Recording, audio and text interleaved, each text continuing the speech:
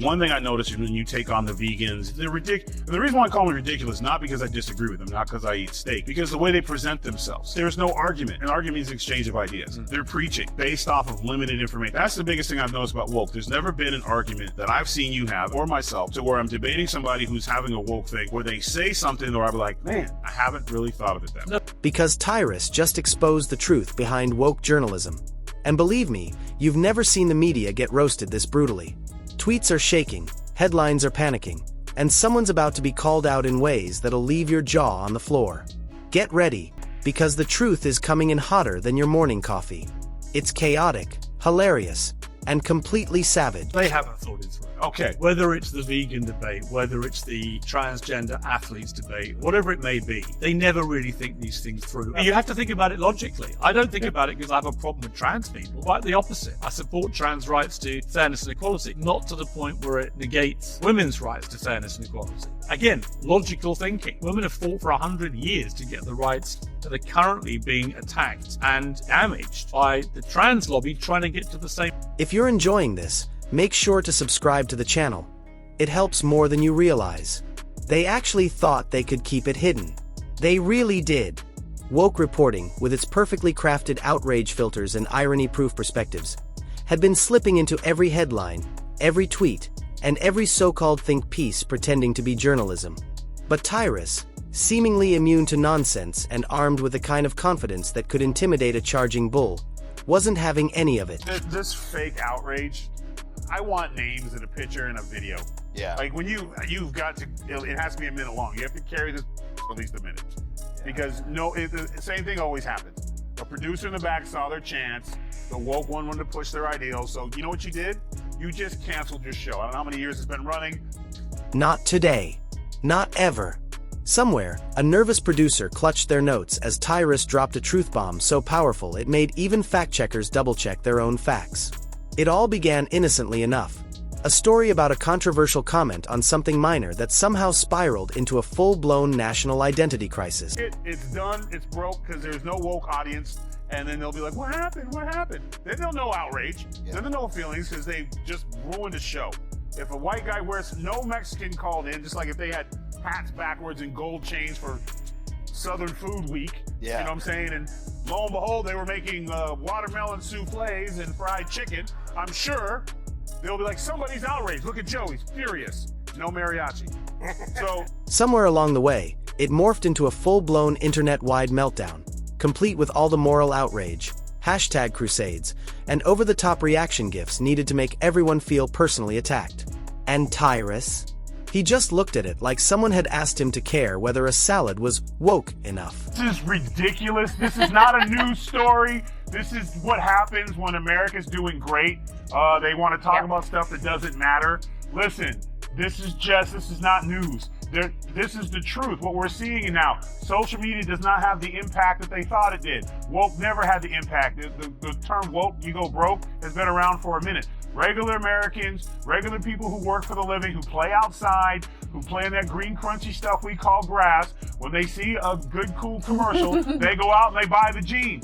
There's a point in everyone's life when they realize the news isn't reporting facts anymore, it's performing them, and Tyrus, with the grace of a wrecking ball in a glass shop, made that painfully clear. Suddenly, the once untouchable headlines were trembling, scrolling nervously like kids caught sneaking cookies.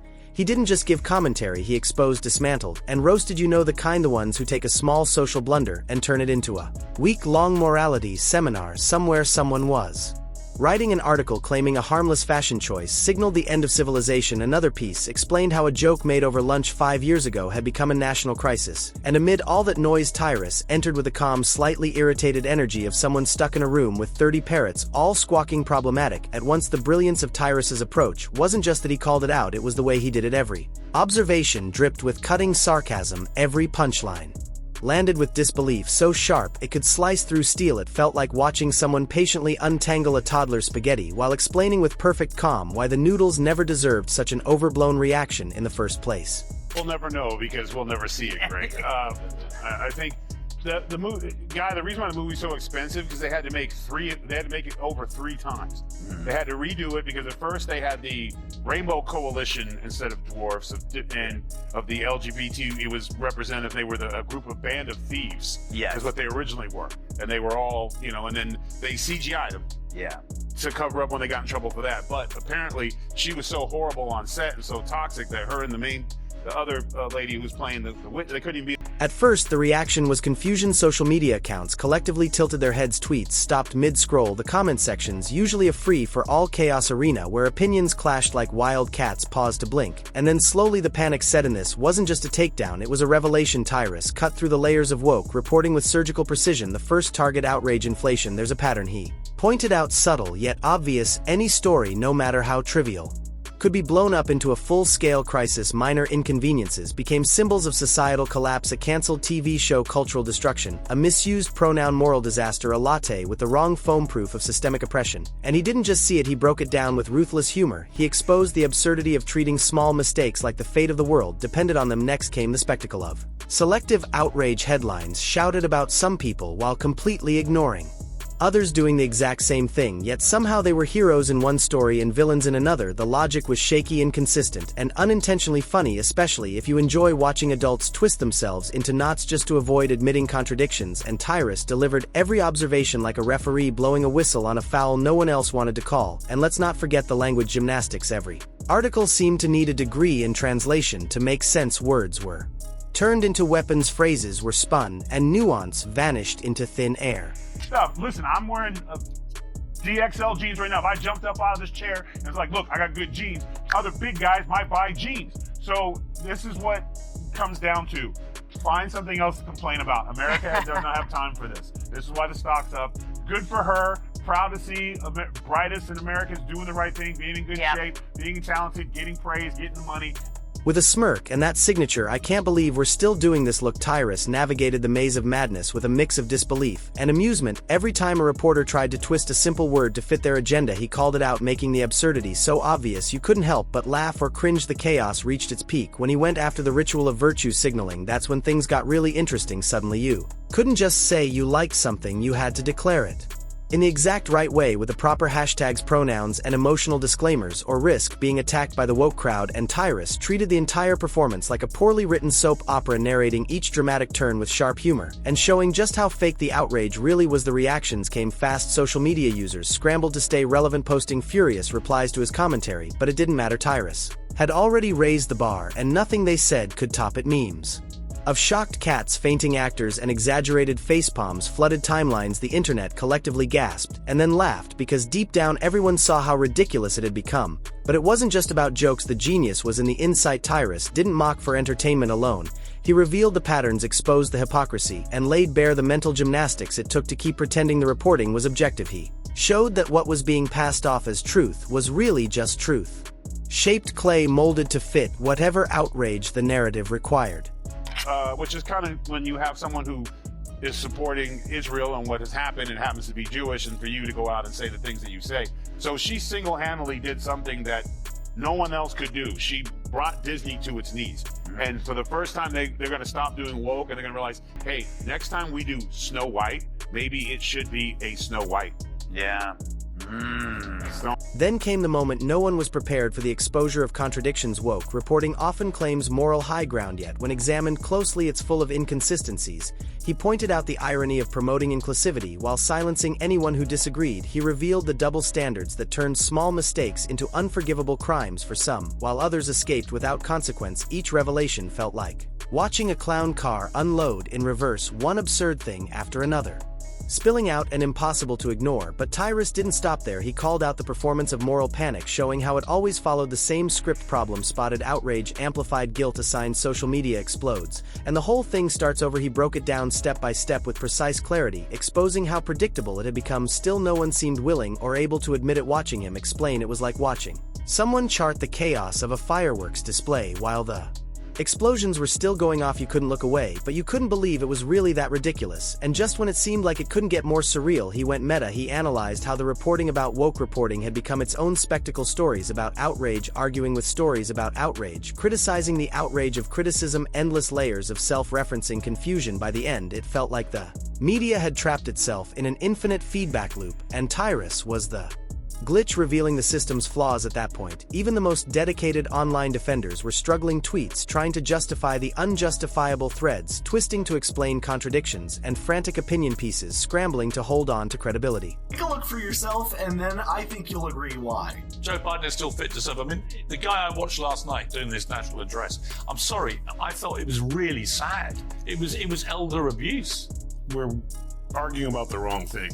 Whether he's fit to serve or not fit to serve, history was made in the sense that the donors basically said no more money. Right? And they don't do that because they think, oh, the polling shows you're down this month. Meanwhile, Tyrus kept cutting through it all with the calm precision of a samurai walking into a room full of oversized sushi rolls. Each observation landed harder than the last, leaving the audience laughing and uncomfortable at the same time. Somewhere in the madness, a truth started to emerge. Woke reporting wasn't just flawed, it was pure performance theater. The actors might have meant well sometimes, but the scripts were absurd. Tyrus wasn't just pointing fingers, he was holding up a mirror so big no one could avoid their reflection, and the best part was no one could look away. He exposed the rituals, the drama, the obsession with narrative over reality, and the deep irony of a system that claimed to be enlightened while feeding on confusion. Every point he made was a reminder that absurdity dressed up as moral virtue could be both hilarious and unsettling. By the end, the social media scene had changed. Accounts that once lived off outrage were scrambling for new content, while memes of Tyrus's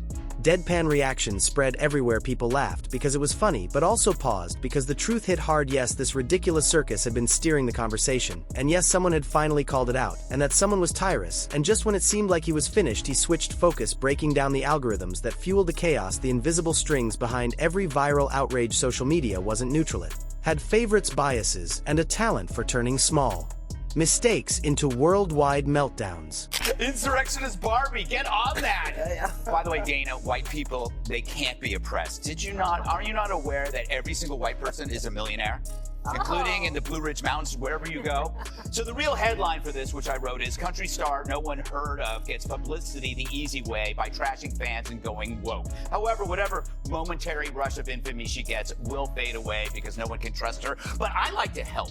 Tyrus pointed it out with the subtlety of someone throwing a brick through a stained glass window. The way the platforms boosted some stories while burying others wasn't just frustrating, it was pure comedy, especially when you realized that some of the buried stories actually mattered, but didn't have the right mix of emojis to trend. The reaction was instant. Influencers panicked, trying to protect their credibility. Tweets vanished, threads got rewritten, and a few accounts posted dramatic apologies that sounded like they came straight from a PR manual on how to cry on cue. Meanwhile, Tyrus kept going unfazed, like a commander watching a battlefield where everyone else forgot what side they were on. It was like watching a domino pyramid collapse, except every piece was a hashtag yelling at you about your life choices. And of course, someone always tripped, usually over their own hypocrisy. He didn't stop with the media either. The audience got its turn. Keyboard warriors, comment section fighters, meme kings, everyone who hid behind a screen feeling morally superior suddenly found themselves in the spotlight. Tyrus pointed out how so many self-proclaimed crusaders were selective in their outrage, jumping on certain mistakes while ignoring others. Sometimes in the very same post, the contradictions piled up faster than unread notifications, and the laughter came naturally. Tyrus walked through every sponsored message and carefully phrased corporate tweet exposing how companies preached morality while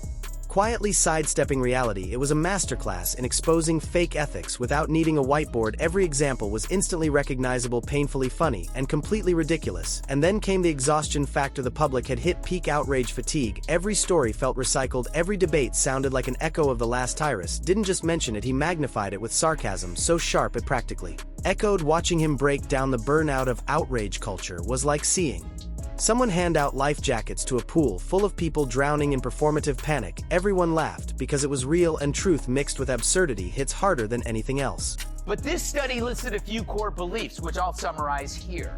If whites have a higher income than blacks, it's always due to racism. But then again, what is it? And you better not blame our city's public schools or you'll be forced to wrestle this. School reading lists must have fewer white people on them.